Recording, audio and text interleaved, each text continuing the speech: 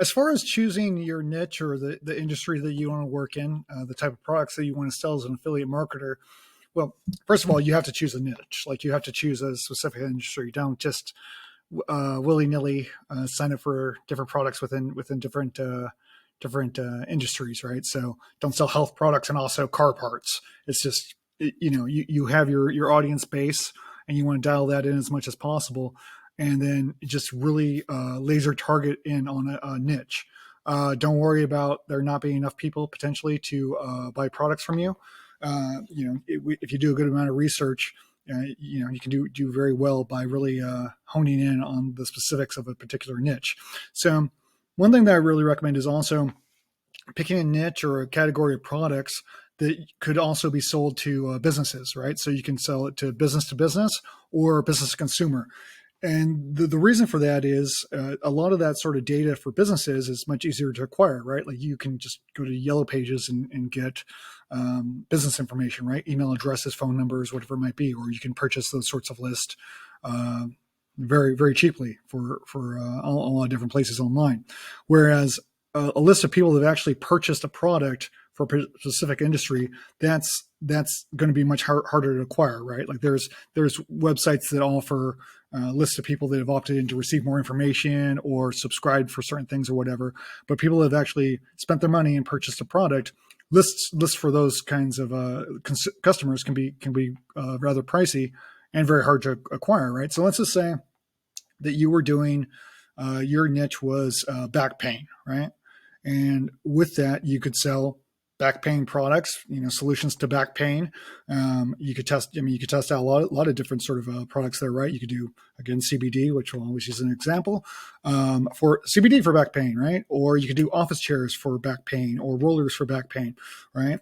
Now that's on the business to consumer end, but let's just say that you had an email list of chiropractors, right? Those sorts of products they would be very responsive to because they work in back pain, right? And those are potentially wholesale orders too, right? Which would be a much higher commission rate for you. So you could offer the newest back pain product to these chiropractors, and you can purchase a list like that very easily. We actually sell those sorts of lists for chiropractors, and then do those sorts of campaigns. To chiropractors kind of start off. Whereas a list of people that have previously bought back pain products, that sort of information is going to be much harder to acquire, right? So try and focus on an industry where you can do both B2B and business to consumer. And then from there, you just have to do a bit of research. Obviously, what would be great is if you can kind of have a one up on a trend that is coming.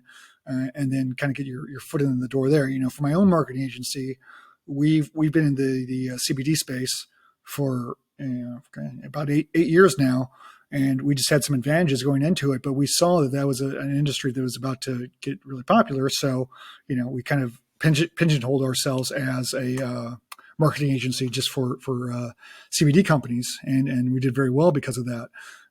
So if there's any up and coming trends that you're able to kind of see coming, and set up from there, that would be, ideal. It's because it'd be a huge advantage for you. Outside of that, it's just kind of going through and these are the tools that we've used previously, but the Google Trends and the Amazon bestsellers, and then going through, seeing what's selling, seeing what industries are really, driving the most sales, and kind of going from there.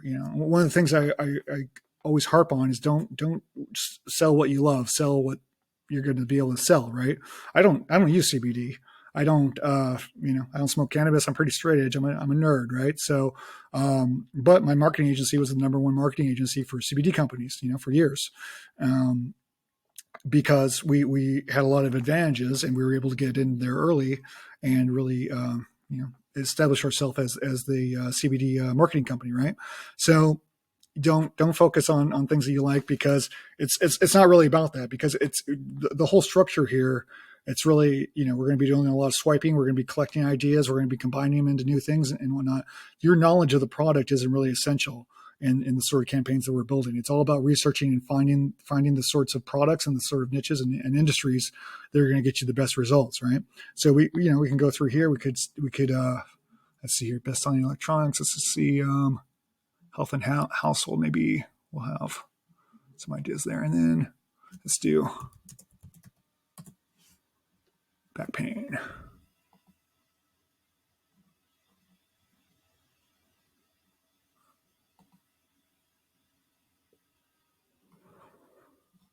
Okay, so it's kind of a little bit of a downward trend, which is interesting.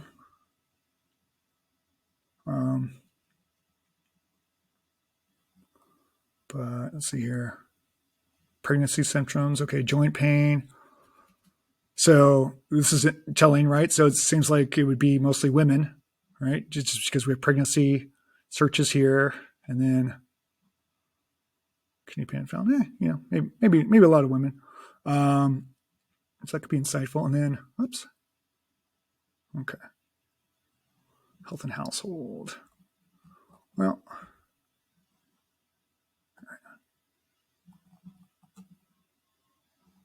books. Let's see. Search here. But you just gotta dig through here, and see. I wouldn't recommend using Amazon as an affiliate. It's just that this will be actually. Let's go into share sale too. Take a look there.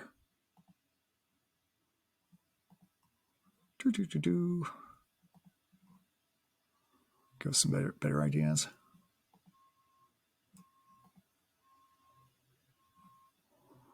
Merchants, search for merchants.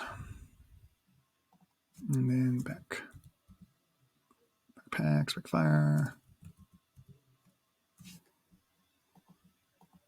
I wonder how much they'll have on here. ShowSale is a huge platform. I mean, they just have a ton of stuff on here, so it's always really helpful. Yeah, so I mean, there you go, mattresses. Boom. That's a rather expensive product that can if you get a good commission on it. Let's take a look here. That's funny. So yeah, CBD pops up as one of the first ones. So CBD, shoes that are for back pain, mattresses. Let's take Easy Feet. Okay, let's take a look here, man. Military, legal, home and garden.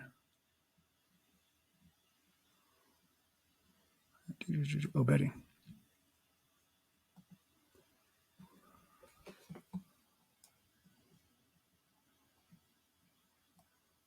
Okay, so I mean, within that industry, obviously, it's like the health and wellness is sort of one niche, right? But that's way too broad. And then you have potentially pain related. That's still too broad. Back pain. I mean, that's still that's still fair. I mean, that's really broad, but that's a bit more of a targeted market. And then from there, you just have so many different products that you could potentially market to, right? So you could do mattresses, right? Or all the rolling balls and the back pain products that are out there. But let's just say that you don't have a list of consumers to market to yet. You can get that list of businesses, chiropractors, back pain doctors.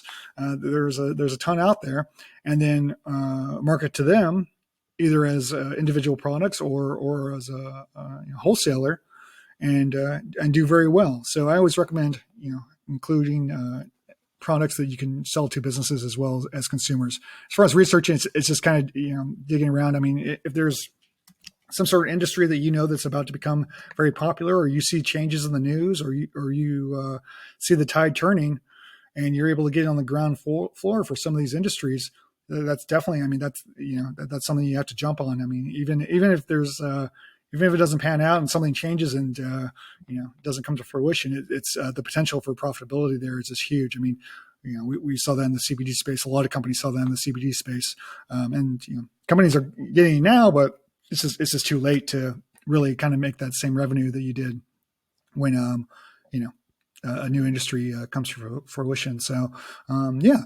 that's what I would say about as far as picking niches. Again, don't go after stuff that you liked and want to actually engage with.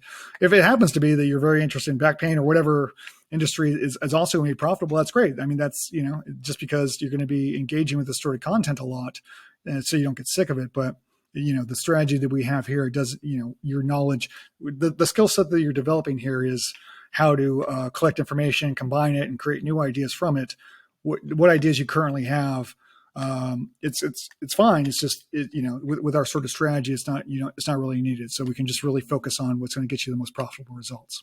All right. See you soon.